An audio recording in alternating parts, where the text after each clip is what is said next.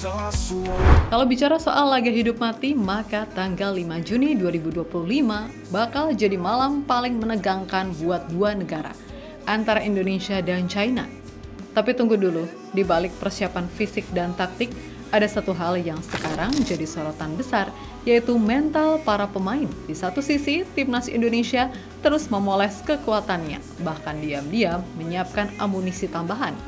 Sementara di sisi lain, timnas China justru mulai goyah. Pemainnya dihantam tekanan, dihujat massal di media sosial oleh netizennya sendiri, dan bahkan harus didampingi psikolog. Ya bayangkan, jelang laga sepenting ini bukannya fokus penuh ke pertandingan, para pemain China malah sibuk menghadapi badai dari netizen dan bayang-bayang kegagalan. Lalu, apa yang sebenarnya sedang terjadi di kubu China? Dan bagaimana Indonesia bisa memanfaatkan kondisi ini? Tenang, kita bahas semua secara lengkap. Simak terus karena ceritanya makin panas.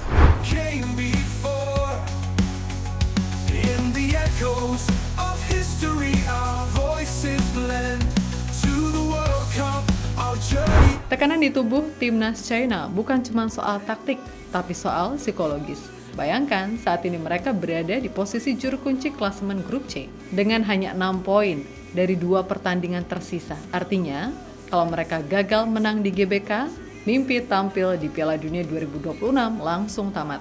Situasi ini bikin ruang ganti China mulai tegang. Salah satu pemain senior, Li Lei, bahkan buka suara ke media. Katanya, semua tahu situasi saat ini.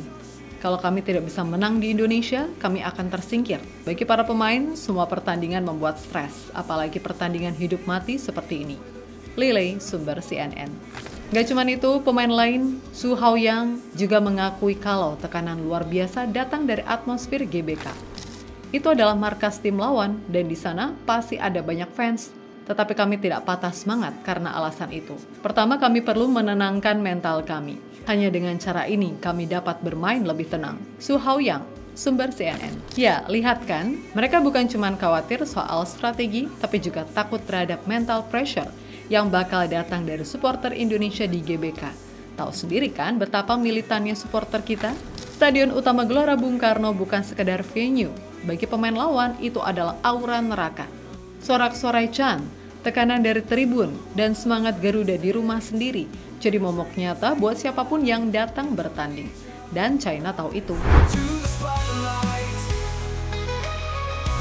Dan di tengah suasana yang sudah panas dan menegangkan, satu nama di timnas China justru jadi sasaran empuk netizen. Ia adalah Wei Shihao. Salah satu penyerang andalan China itu mendadak diserang habis-habisan di media sosial, bukan karena performanya, tapi karena masa lalunya. Dilansir dari media China Sohu, semua itu bermula dari kasus viral di China tentang seorang anak usia 12 tahun yang ingin keluar dari Akademi Sun Jihai, namun justru ditagih kompensasi 180.000 yuan.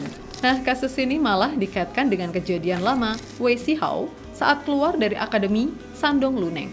Netizen menuduh Wei kabur tanpa memberikan kompensasi. Akibatnya, kolom komentar di akun media sosialnya dibanjiri hujatan. Padahal kejadian itu udah 10 tahun lalu. Dan dalam klarifikasinya, Wei Shihao tegas mengatakan, setiap kali ada transfer, Luneng selalu dapat bagian. 1 sen pun nggak pernah kelewatan. Wei Shihao, sumber Sohu. Lebih lanjut, ia juga menyindir soal kasus Akademi Sun Jihai. Adapun masalahnya, selesaikan lewat jalur hukum. Kalau memang harus bayar, ya bayar. Jangan ada yang mau gratisan. Wei Shihao, sumber Sohu. Tegas dan jelas, tapi tetap saja. Sorotan publik ini bisa jadi gangguan besar buat konsentrasi tim. Apalagi sosok seperti Wei Shihao adalah salah satu pemain kunci di lini depan China. Di saat semua energi harusnya difokuskan untuk melawan Indonesia, China justru sibuk memadamkan api dari dalam timnya sendiri. Dan ini jelas bukan kabar baik bagi pelatih mereka, Branko Ivankovic. Melihat timnya makin tertekan, Branko Ivankovic gak tinggal diam. Pelatih asal Kroasia tersebut kerja keras meredam tekanan yang makin menggila di dalam skuadnya. Dalam sesi latihan di SAIC Pudong Football Stadium, sinyal-sinyal keresahan terlihat jelas dari para pemain. Bahkan sang kapten senior, Li Lei, jujur mengakui, pelatih sudah melakukan banyak hal untuk membantu kami menenangkan diri. Karena bagi sebagian dari kami, ini bisa jadi kesempatan terakhir ikut kualifikasi Piala Dunia. Su Haoyang, sumber gol.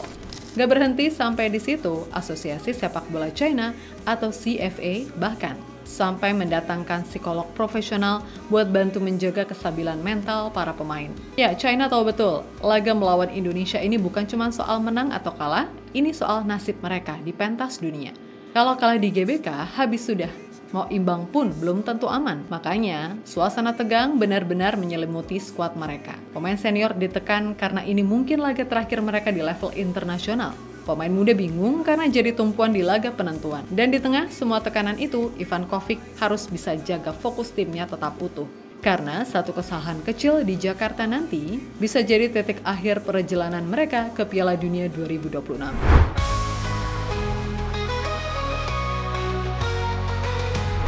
Sementara China sibuk menata mental pemainnya, timnas Indonesia justru makin solid dan agresif. Patrick Kluivert gak main-main.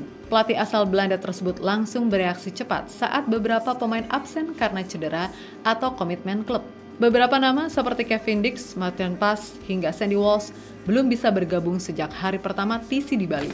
Bahkan Jordi Amat sudah tiba di Bali, tapi harus absen latihan karena alami radang tenggorokan akut. Dokter tim menyarankan istirahat total agar kondisinya membaik sebelum laga besar nanti. Selain itu, Sandy Walsh juga ada kerisauan bahwa sang bek kanan Yokohama Marinos bakal absen akibat cedera.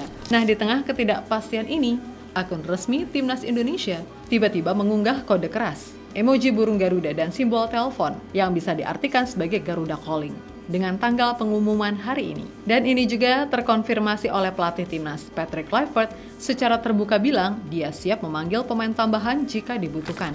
Jika mungkin saya akan panggil pemain lain, kami tidak pernah tahu, kata Patrick kepada media saat jeda sesi latihan di Bali. Langkah ini menjadi sinyal bahwa Indonesia tidak sekedar bertahan, tapi siap menyerang. Pemain cedera, langsung ganti. Ada kekosongan, langsung tutup. Seperti yang terjadi kepada Septian Bagaskara, yang digantikan oleh Beckham Putra pada awal pekan ini. Ini yang bikin atmosfer di kubu Indonesia justru terasa positif dan solid.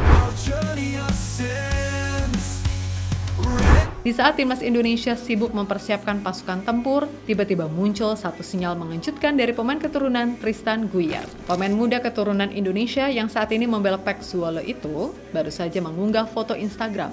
Tapi bukan sebarang foto.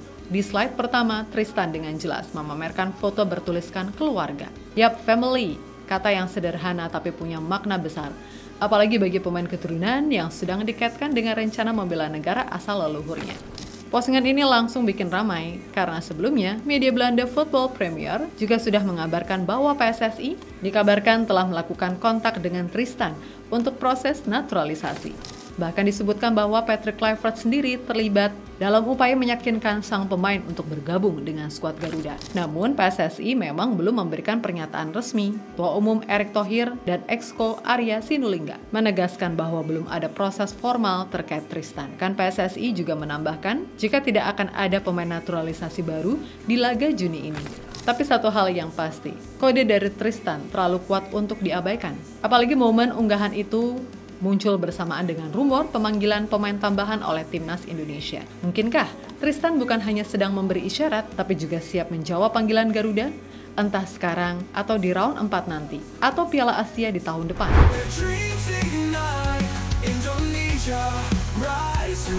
China datang ke GBK dengan penuh tekanan. Mereka stres, tertekan, dan harus menang. Pemain kunci mereka dihujat habis-habisan. Beberapa pemain inti juga harus absen. Pelatihnya sampai datangkan psikolog, dan mental pemainnya mulai menunjukkan celah yang harus bisa kita manfaatkan. Sementara itu, timnas Indonesia justru semakin tenang dan siap bertarung. Hal ini terlihat dari berbagai ekspresi pemain saat latihan dan off di luar lapangan. Kemudian Patrick Kluivert juga bergerak cepat, mengisi kekosongan dan membuka peluang buat pemain baru masuk. Ini bukan cuma duel strategi di atas kertas, tapi perang mental yang sudah dimulai jauh sebelum peluit pertama berbunyi. Dan Indonesia untuk kali ini datang bukan sebagai tim yang dikejar, kita yang memburu, kita yang jadi ancaman. Tanggal 5 Juni nanti, Stadion Utama Gelora Bung Karno bakal jadi saksi. Siapa yang benar-benar siap, siapa yang gugup, dan siapa yang layak melangkah ke babak selanjutnya. Dukung terus Timnas Indonesia.